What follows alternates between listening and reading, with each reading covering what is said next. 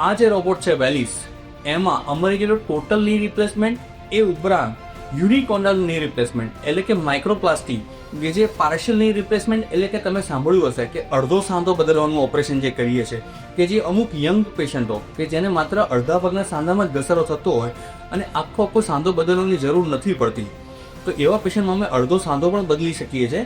અને એ માટેનું જે સોફ્ટવેર છે એ માત્ર આ વેલિસ રોબોટમાં અવેલેબલ છે. અને એનાથી આપણે આ જો અડધો સાંધો બદલીએ તો એનું જે રિઝલ્ટ મળે છે એ ઉત્તમ હોય છે અને પેશન્ટને એકદમ પેઇન ફ્રી મુવમેન્ટ બીજા દિવસથી જ ચાલુ થઈ જાય છે.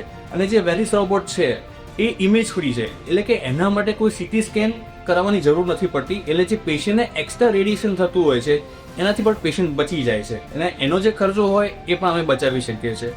બીજો ફાયદો એ છે કે સ્નાયુ ઓછા કપાય છે રોબોટના કારણે. તેમજ અમુક જે કન્વેન્શનલ મેથડથી અમે ઓપરેશન કરતા હોઈએ છીએ ત્યારે ઉપરનું જે સાથળનું હાડકું છે એની અંદર અમે ડ્રિલિંગ કરતા હોઈએ છીએ અને એ ડ્રિલિંગના કારણે પેશન્ટને ઓપરેશન પછી પલ્મોનરી એમ્બોલિઝમ એટલે કે લોહીના ગઠ્ઠા જામી જવાથી ફેફસાની અંદર જે ચોકઅપ થાય છે એ થવાની કોમ્પ્લિકેશન થવાની શક્યતા એકદમ નહીવત થઈ જાય છે, કારણ કે એમાં એ જે બોન ખોલવાની જે પ્રક્રિયાઓ છે એ બિલકુલ થતી નથી. એટલે ઓપરેશન પછી જે બ્લડ લોસ થાય છે એ પણ ખૂબ ઓછો હોય છે અને ઓપરેશન પછી જે પેઇન હોય છે એનું એ પણ ખૂબ ઓછું હોય છે.